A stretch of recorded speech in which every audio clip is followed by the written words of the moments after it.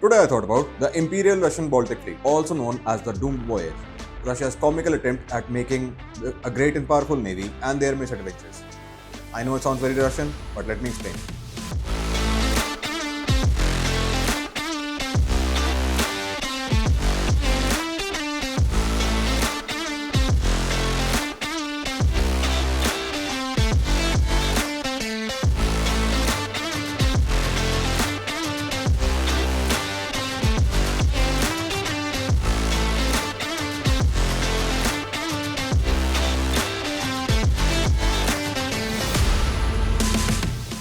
Russia had been trying to become a real empire since forever, and in the same line of thought, ever since the time of Ivan the Terrible, they had been expanding their territory, and quite successfully so. Just look at all this land they were able to acquire. They also really liked trains, so they built the Trans-Siberian Railroad, the largest single rail system. Now they looked around the comically large table to see what they were missing. Huge amount of land acquired? Check. Giant railroad system? Check. Great and powerful navy? Now, just like the cars and parking, a great and powerful navy also needs an appropriate port. Did Russia have a port? Oh yes, they did. Was it appropriate? Oh no, it wasn't. The problem? Both really don't like ice. And their port was right here. And having a port turn into ice every winter is not really ideal for having a great and powerful navy. So they really needed a warm water port. Therefore, they looked around a map and found Port Arthur, which was conveniently located quite nearby in China. China? China.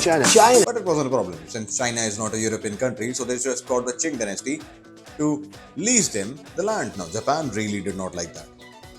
Why? Because on 17th April 1895, at the end of the First Sino-Japanese War, Japan and China got together and signed the Treaty of Shimonoseki. I'm really having trouble pronouncing this word, so here it is. This treaty gave the Liaodong Peninsula and Port Arthur to Japan. And then on 23rd April of the same year, Russia got together with Germany and France for an intervention, which was called the Triple Intervention, where they went up to Japan and said, you can't have that. Now, as spicy as Japan was regarding this whole thing, according to them, they won the port and the peninsula, but these three countries came together and said, you can't have what's rightfully yours. But then they kind of backed off, since it was three powerful countries against Japan. But now 3 years later, in 1898, Russia suddenly acquires a lease for Port Arthur, the exact same port they believed that they have a claim to. This made Japan really not happy. And in a move very uncharacteristic of pre-New Japan, they decided to first try diplomacy. First thing they did was realize they needed some French. So they went to the English and signed the Anglo-Japanese Alliance Treaty, becoming allies with UK. Now they have coins. The second part in their diplomatic effort was going to Russia and offering to recognize Russia's dominance over Manchuria in exchange for Russia acknowledging Korea as part of Japan's sphere of dominance or Japan's sphere of influence. When Russia did not agree immediately, Japan did their super secret ninja move and launched a surprise attack on Port Arthur. Now Russia and Japan are at war. Japanese ships start attacking the Russian ships at Port Arthur. The Russians don't know what to do, so they harken back to get orders and get more clarity on what to do. Meanwhile, two of Japanese ships collide with each other and the rest scatter. This gives the Russians some more time to prepare and fortify Port Arthur, which is why they didn't immediately lose Port Arthur. So, Tsar Nicholas II decides to use the Imperial Russian Baltic Fleet to reinforce the Pacific Fleet, first Pacific Fleet, and therefore he names the Imperial Russian Baltic Fleet the Second Pacific Fleet, which is much less of a mouthful. Now the Tsar decides that the Second Pacific Fleet or the Imperial Russian Baltic Fleet will go and support the First Pacific Fleet at Port Arthur and reinforce Port Arthur. But there is one slight problem. First of all, the way is quite long and you can't go the shorter route, which is already pretty long, but you still can't use the shorter route because ice, and boats don't like ice and the whole way is mostly frozen. So they have to go the longer route this way. The Tsar chose this guy to command the Baltic Fleet. I have trouble pronouncing his name again, so I'm just not gonna try. You can try to pronounce it. I'm just gonna call him the Admiral or the Commander. At the time of his appointment, he's the Rear Admiral. Remember that? That's gonna come in handy. This dude was so prone to anger that the crew kept a large supply of binoculars on board, because in fits of anger, he was prone to throw his binoculars overboard. Now, everything's ready, the fleet leaves the port, and immediately the flagship runs aground. One ship loses its anchor, and while they're trying to get the flagship back into the water, a destroyer rams into a battleship. This can't be foreshadowing, can it? At this point, the crew was hysterically afraid that Japanese torpedo boats are going to come and ambush them. So In everything, they would see Japanese torpedo boats. So they gathered their morale and set sail.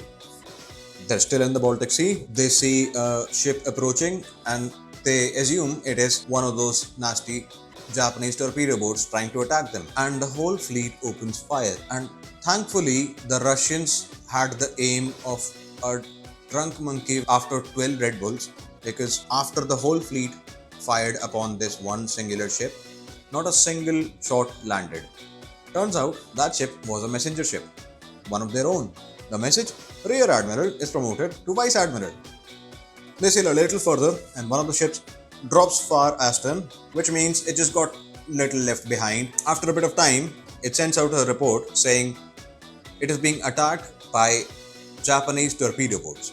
1 hour later, it sends another message saying it is being attacked on all sides by 8 Japanese torpedo boats. There were no torpedo boats around this area. Then no message. The next day, that same ship sends another report asking, "Where are you guys?"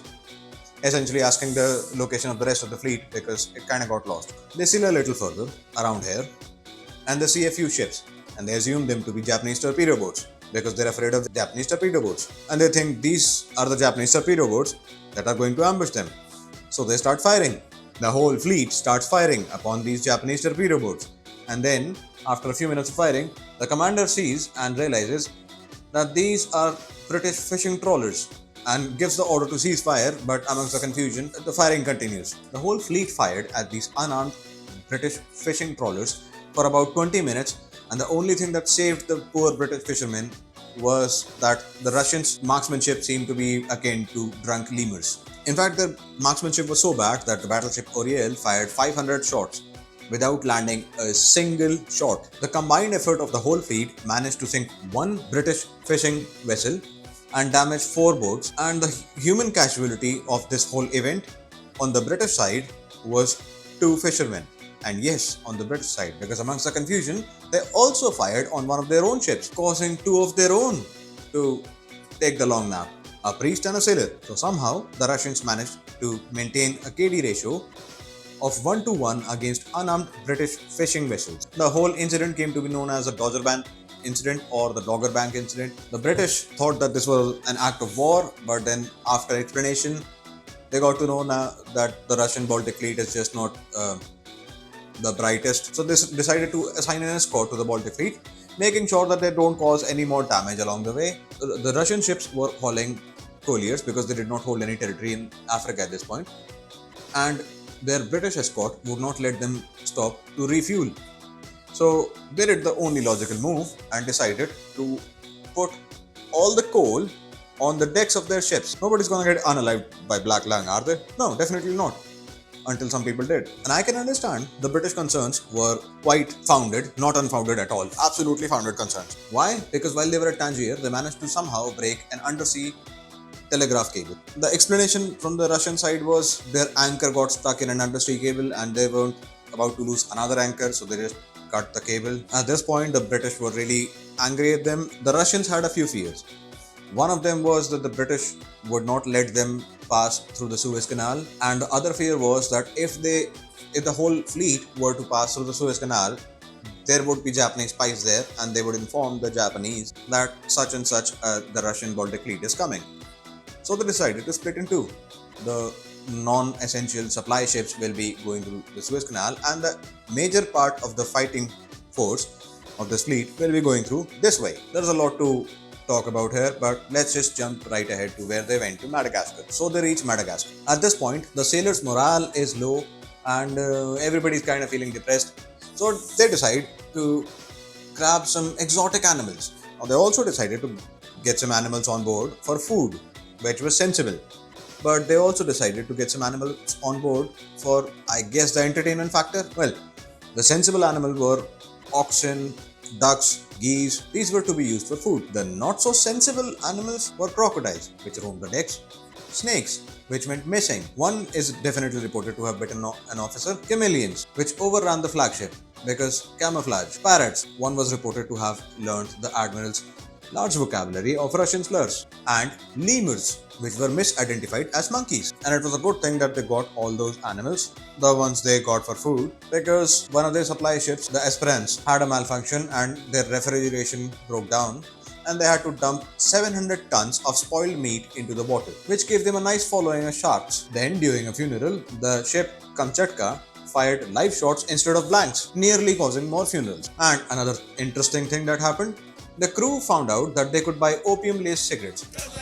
Now, there are varying reports regarding this. There are reports that the crew did not know that they were opium laced cigarettes. I'm going to go with the story that the crew knowingly bought opium laced cigarettes. Also, because one officer reportedly bought over 2,000 of those opium laced cigarettes. So, they got opium cigarettes and everybody got high. Then the commander found out and he confiscated all the cigarettes, and then everybody got sick with withdrawals. Now, they finally made their way out of Madagascar. They had a light mutiny, but it was suppressed by command. There's not much written about it, so you don't have to worry about it. Around this time, they received a supply shipment, which only consisted of luxury items such as grand pianos and silver tableware. There was no food, no supplies, and no ammo, which they were running low on. And then at this point, the admiral decided that he didn't train his crew very well, and maybe this is the perfect opportunity to do some target practice. So that's what they did. Not one single ship managed to hit the stationary target successfully. Only one shot landed at the ship pulling the stationary target. At this point, the admiral decided to try and resign, but the Tsar would have none of it. Now they've completed their enormous journey. Then at this point, so near to their target, they decided to turn off the lights of all the ships except the hospital ship Oriel, which was in front of the fleet. Hospital ship Oriel comes into contact with a Japanese ship finally, after having so many mishaps and after covering this whole massive journey. They finally have a Japanese ship and they decide it must be a friendly ship because they made so many mistakes, now they were wary. So they gave light signals to the Japanese ship and tell them that there is a whole fleet behind them and they should also turn off their lights because they don't want to alert the Japanese. Well, guess what the Japanese ship did? They ran back, came back with more ships, and that's where the battle for the most part ended. There were a whole bunch of casualties on both sides, a whole bunch of soldiers captured. The conclusion of the battle was finally the Russian Baltic Fleet came to an end and Russia lost this war, which was a huge win for Japan. This victory was first of its kind and it caused Russia to have a lot of problems further. This was one of the catalysts for the Russian Revolution. At the start of the 19th century, this was the first war of its kind and it was one of the reasons for what happened to Tsar Nicholas II afterwards. Okay, that's all about the Russian Baltic Fleet. Do like, share and subscribe. Tell us your thoughts in the comments. See you guys next time. That's all for today.